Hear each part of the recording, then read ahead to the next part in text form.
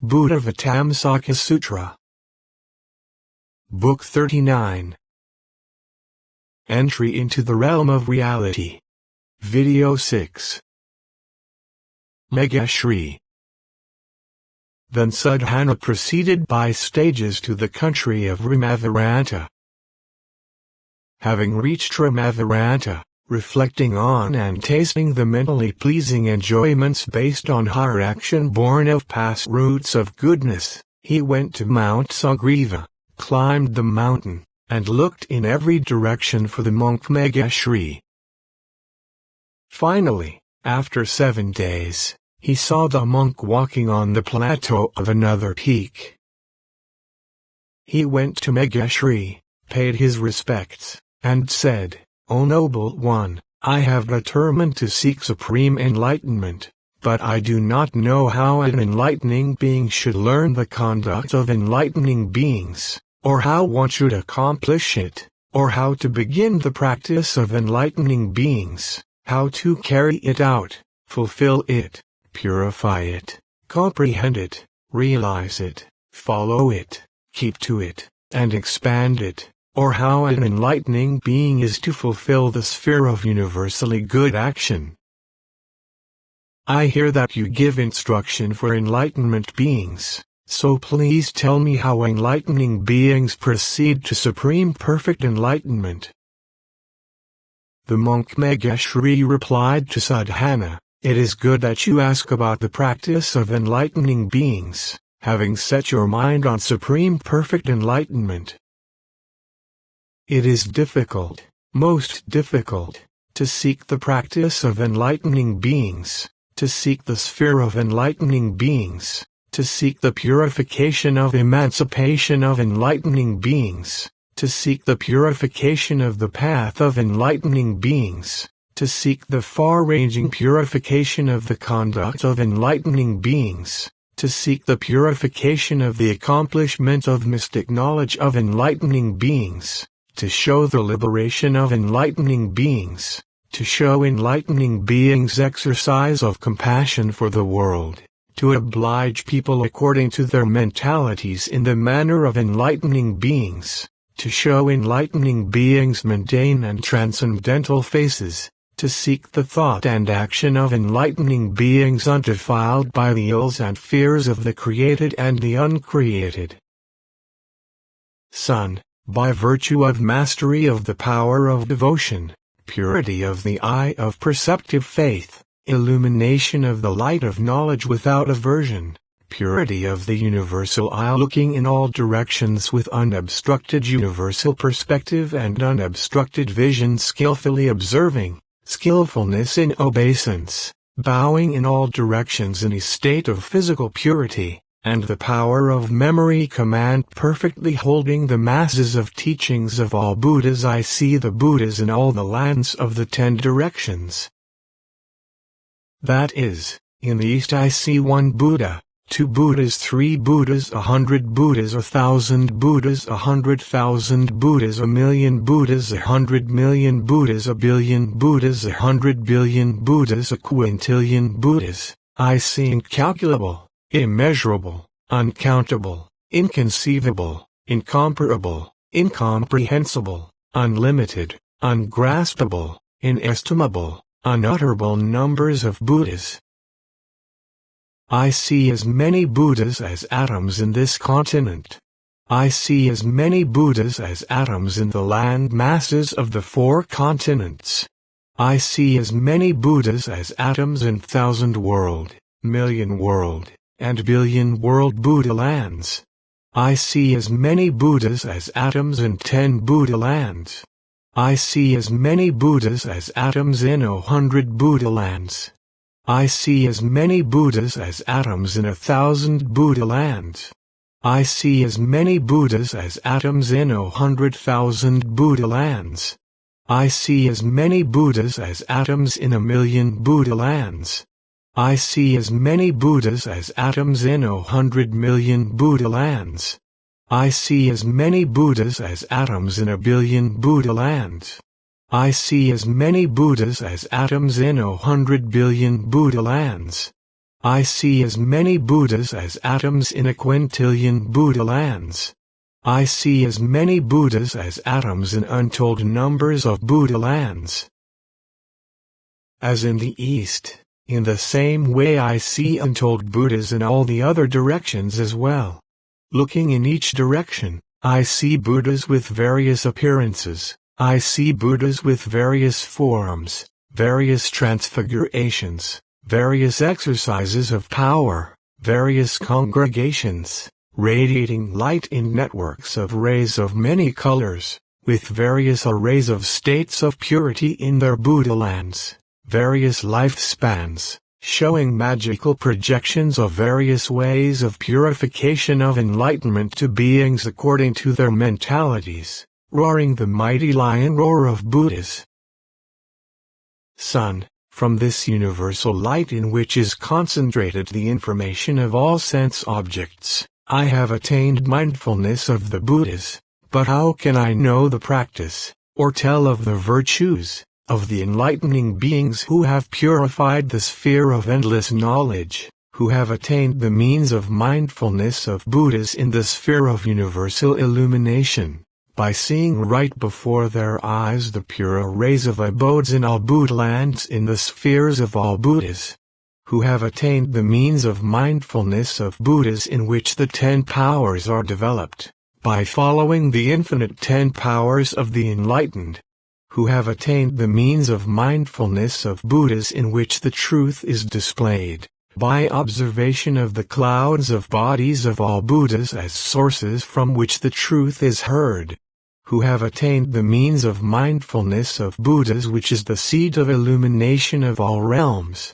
by plunging into the undivided ocean of Buddhas in all oceans of realms, who have attained the means of mindfulness of Buddhas throughout the 10 directions, by comprehending the majesty of projections of all Buddhas in all microcosms, who have attained the means of mindfulness of Buddhas in all ages, by communication of the inseparable vision of Buddha in all ages, who have attained the means of mindfulness of Buddhas in all times, by seeing Buddhas according to the time in all times and living with them inseparably, who have attained the means of mindfulness of Buddhas in all fields, by communication of the vision of the transcendent, unsurpassed body of Buddhas in all Buddha fields, who have attained the means of mindfulness of Buddhas in all sense objects, by communication of vision of successive emergence of Buddhas in all objects,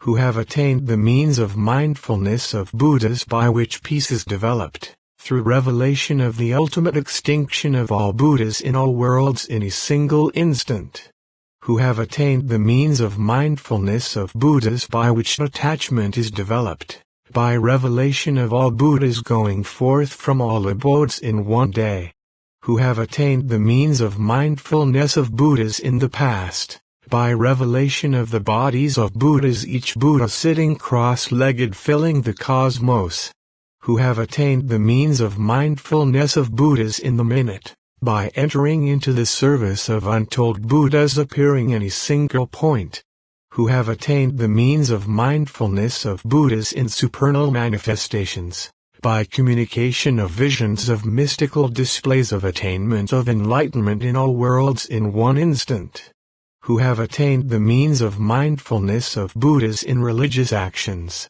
by attainment of the illumination of knowledge of the miracle of all Buddhas coming forth and teaching, who have attained the means of projected mindfulness of Buddhas by apprehending appearances of all Buddhas seen as they wish, who have attained the means of mindfulness of Buddhas in deeds, by showing reflected images according to the deeds that all beings have done, who have attained the means of mindfulness of Buddhas in mystic projections, by means of the ubiquitous manifestation of visions of tremendous projections of Buddhas on lotus blossoms blooming in all phenomenal and noumenal realms, who have attained the means of mindfulness of Buddhas in space, by vision of the space of the cosmos adorned by clouds of images of Buddhas. Go, son, south of here is a place called Sagaramukha, where there lives a monk named Sagaramega. Go to him and ask him how an enlightening being is to learn and accomplish the conduct of enlightening beings. He will reveal to you a spiritual benefactor. He will introduce you into the cause of accumulation of roots of goodness. He will get you to develop the vast ground of provisions for enlightenment. He will tell you of the immense, intense power of roots of goodness. He will inform you of the great cause of preparation of the determination for enlightenment. He will establish in you the great cause of the illumination of the vehicle of universal salvation. He will cause you to develop the great power of the set of transcendent ways. He will get you to purify extensive means of entry into the ocean of religious practice. He will get you to purify the vast sphere of vows. He will get you to develop extensive systems of all-sided emancipation. He will get you to develop the immense power of compassion. Then Sadhana paid his respects to the monk Megashri and left.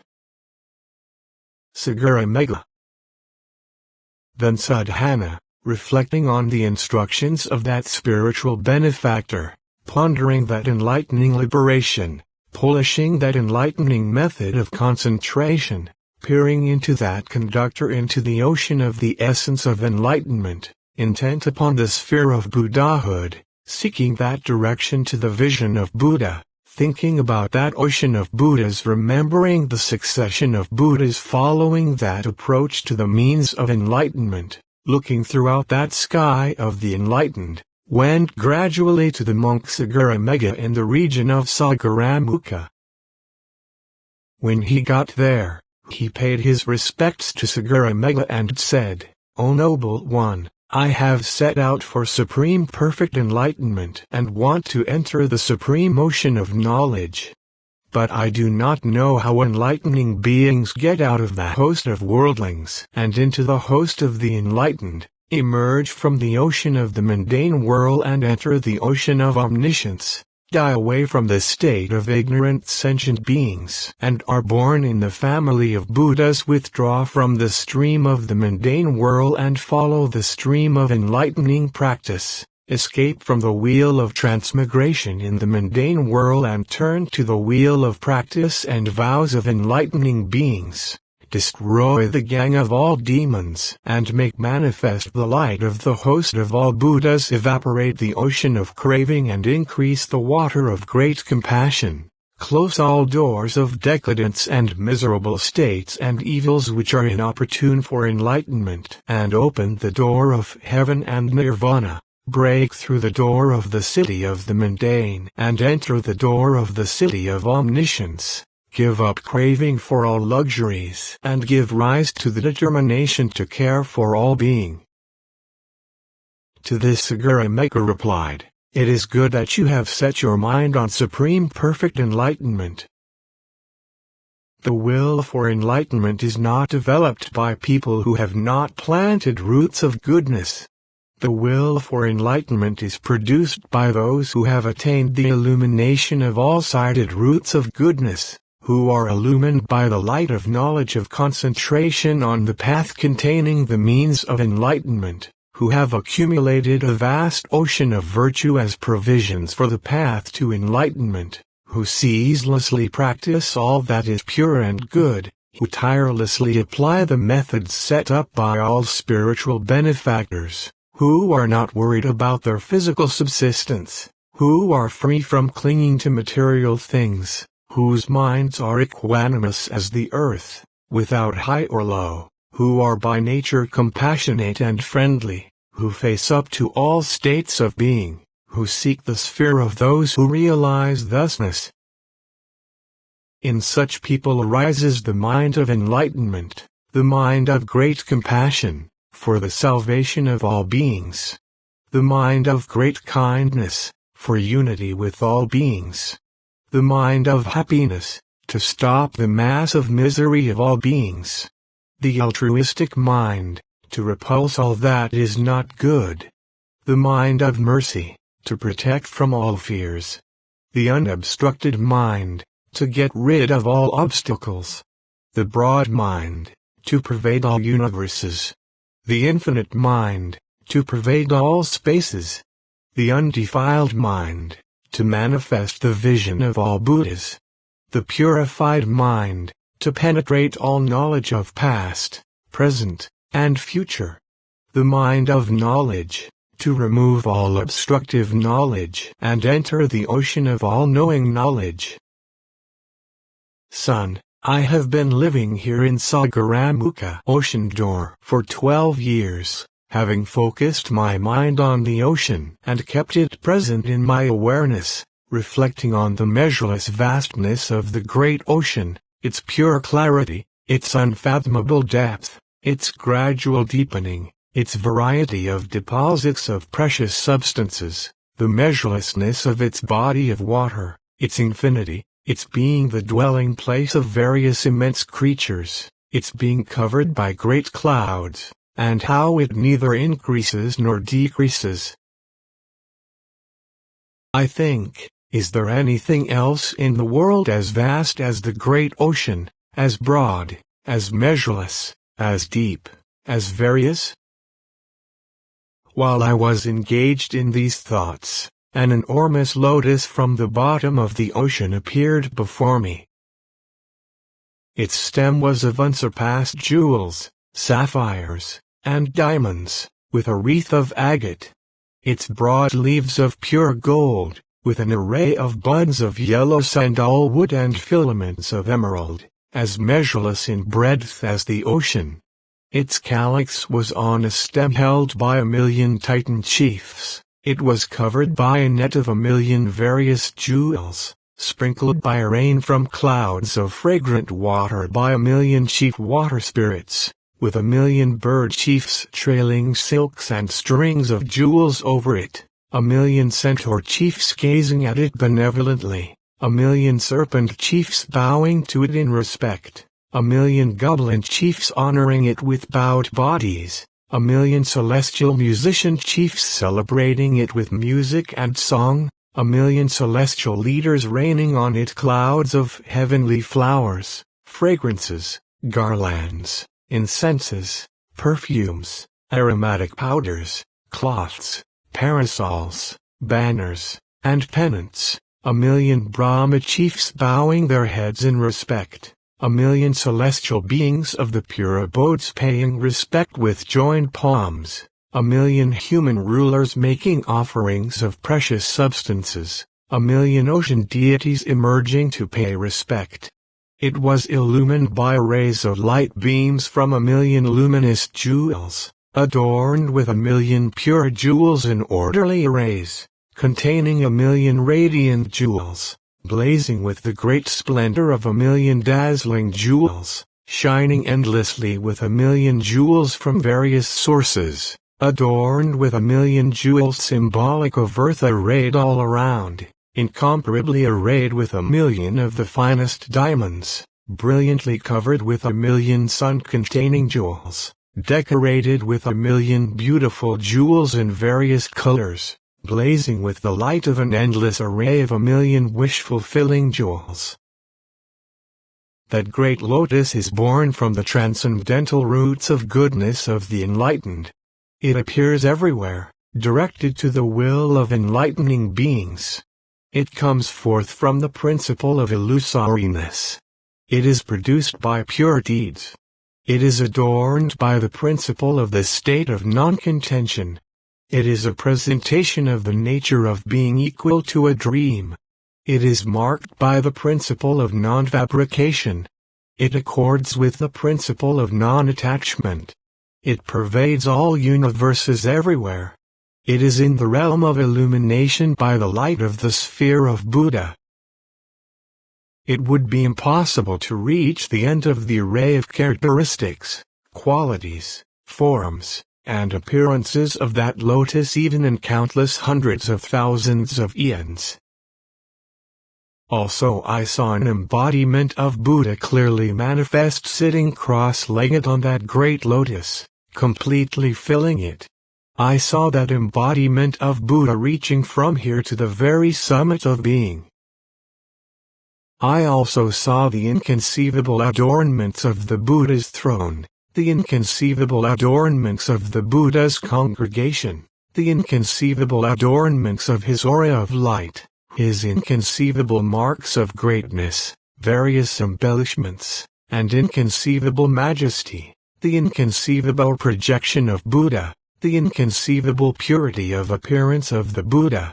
I heard the Buddha's inconceivable eloquence and drew near to the inconceivable infinity of Buddha's power, the inconceivable purity of his adornments of expertise, and his inconceivable accomplishment of the power of analytic knowledge. I recalled his past consummation of practices as an enlightening being. I saw the inconceivable transformation of the attainment of enlightenment. I heard of the inconceivable array of senses conveying universal insight, and saw the inconceivable infinite division of his body into left and right, and his consummate attainment of physical being beneficial to all creatures. Then the Buddha extended his right hand, rubbed my head, and revealed to me a teaching called Universal I, which is the sphere of all Buddhas, revealing the practice of enlightening beings, showing the differentiation of the planes of all universes, showing the spheres of all truths together, the light purifying all lands, dispersing all challengers, crushing all demons and devils, making all beings happy, illumining the hidden recesses of all beings' minds, communicating to all beings in accord with their mentalities, illuminating the turning of the wheels of the senses of all beings. And I have taken up that teaching of the Universal I, keep it in mind, apply it, and contemplate it, taking it in this way, even if it were being written by a collection of pens the size of the polar mountains with as much ink as water in the oceans, it could never be finished. It would be impossible to finish even a part of a single line of a single formula of a single principle of a single doctrine of a single chapter of the teaching. It cannot be even partially exhausted, let alone fully exhausted or comprehended. So, son, having taken up this teaching of the Universal I for a full 12 years, taking it up in this way, in one day I master countless chapters by the light of mental command to retain what is heard. I penetrate countless chapters by the light of mental command that is a way of access to tranquility. I plunge into countless chapters by the light of mental command that progresses endlessly. I contemplate and investigate countless chapters by the light of mental command that is imbued with fiery energy. I put countless chapters into practice by the light of mental command adorned with lotuses. I elucidate countless chapters by the light of mental command that is beyond words. I analyze countless chapters by the light of mental command that is a mass of brightness. I arrange countless chapters in order by the light of mental command containing the ocean. Whatever beings come to me from the 10 directions, I direct and introduce them all into this teaching of the Universal I, the manifestation of the practice of enlightened and enlightening beings.